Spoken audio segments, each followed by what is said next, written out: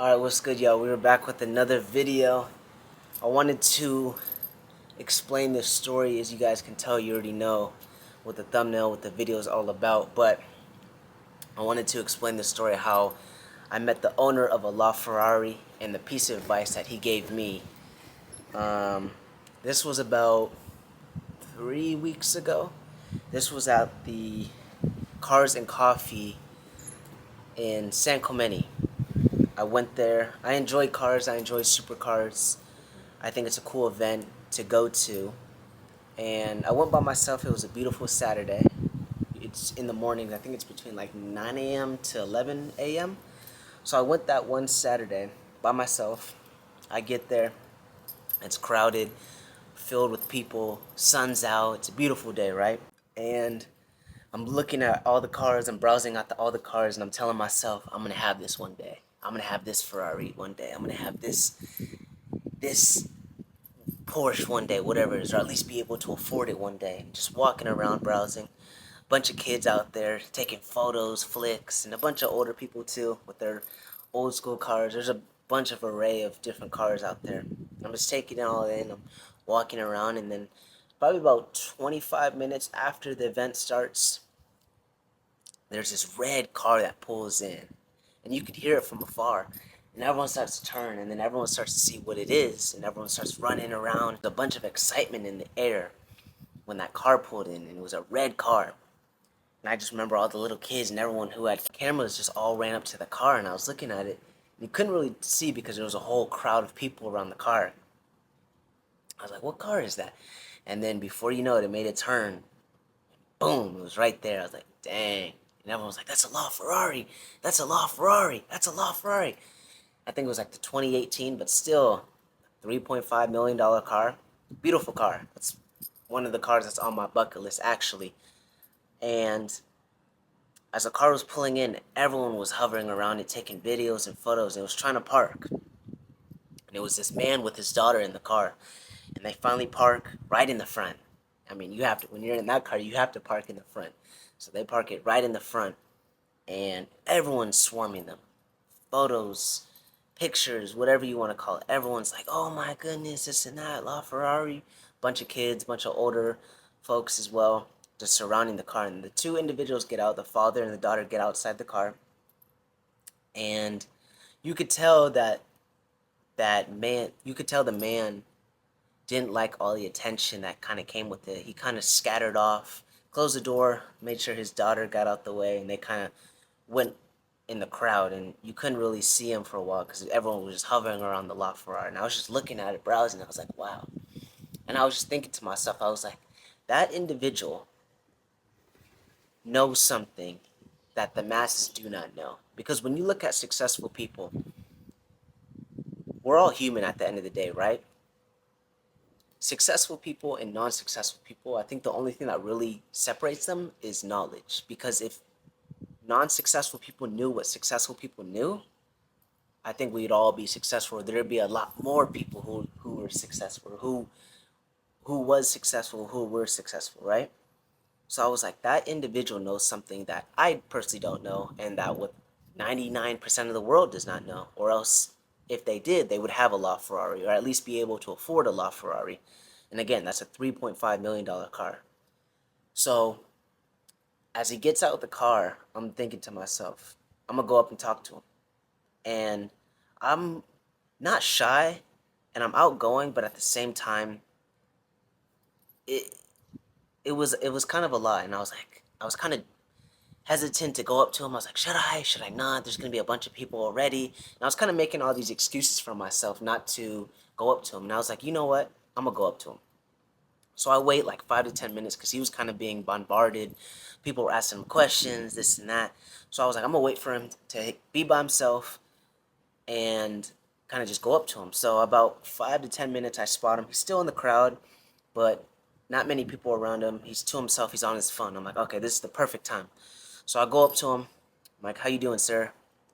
And I was like, how you doing, sir? Can I ask you a question? He's like, what's up?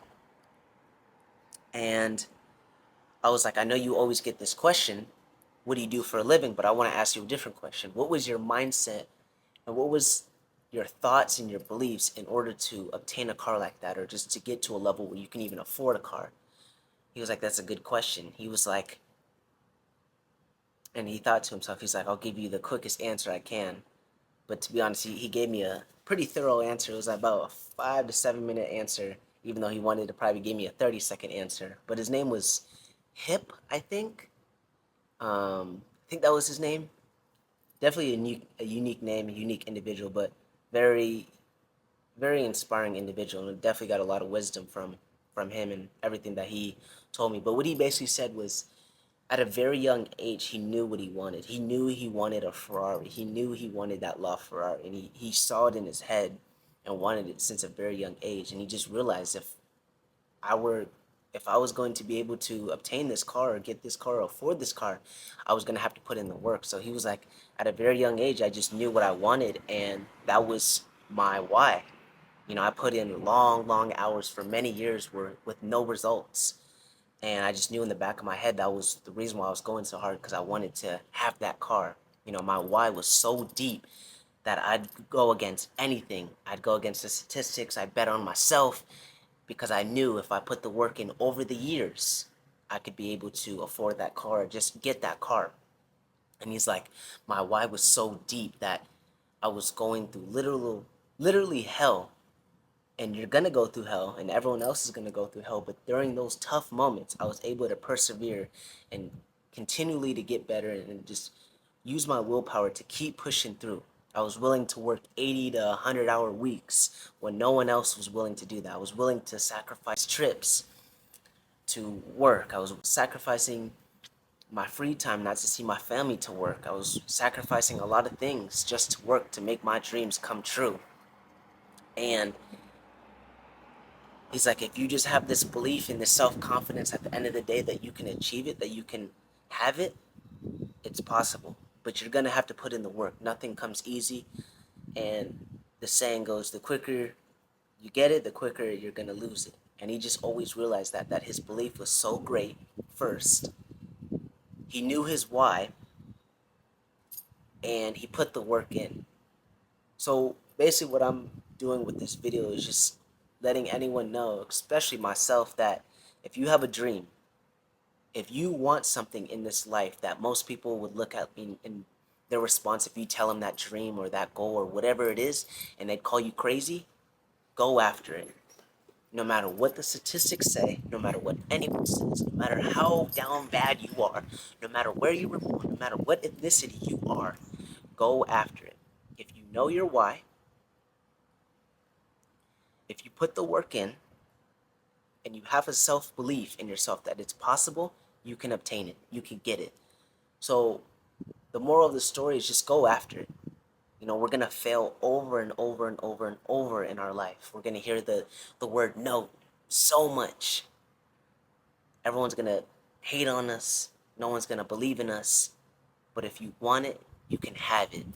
Again, if you put that work in, if you have that self-belief, and if you know your why, anything is possible. And it just opened up my eyes, just how much conviction he had with his words, and just how I was looking into his eyes, and just how confident he was in himself, to bet on himself that he was going to get that Ferrari no matter what it cost. And you could see in his words, his body language, his eye contact, and I was like, wow, he did it. And he's like, the reason I do it too is because I wanted that freedom. I wanted to have my family around me, and we could go travel whenever or wherever we want, and money wasn't the issue. And now that I've obtained that, the real why is just to continually get better, just to continually to push myself outside my comfort zone. And I was like, listen, man, I appreciate that wisdom, that advice. You definitely opened up my eyes. And I already knew it was possible, but it just showed me more. It just gave me more affirmation. It just gave me more concrete evidence that, again, if you want something, if you put the work in, you know your why, and you have that self-belief, anything is possible. So I just wanted to share that story with you guys, and just let you know, I don't care where you're at right now. I don't care how down bad you are. I don't care how many times you failed in the past. I don't care what the statistics are. Go after it. At the end of the day, we only have one life. At the end of the day, we're all going to die. Everything that we have on this planet Earth, we can't bring with us when we die. We can't bring the money, we can't bring the family, we can't bring the material shit, we can't bring anything. So you might as well go after it. Because at the end of the day, you don't want to be lying on your deathbed and be like, damn, I didn't live a life worth pursuing. I didn't live a life that pushed myself. I didn't live a life that I really attempted and went after my dreams. I think that would be the worst feeling ever. At least I know for me personally, that would eat me alive. So, again, this is my message from Hip, I think that was his name, to me, to you. Go after it. Believe in yourself. Don't ever, ever give up. Put the work in, know your why, and go after it. Because one day, if you never give up, you can get it. If you never give up, you can get it. And my favorite quote that I live by is you only have to be right once. Mark Cuban says it best.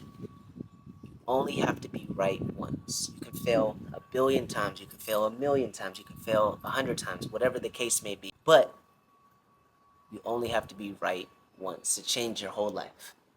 So go after it, go achieve it. Let's go be great today. Again, if you watched up all the way to this part, don't forget to like, comment, subscribe. I'll see you on the next video. Peace.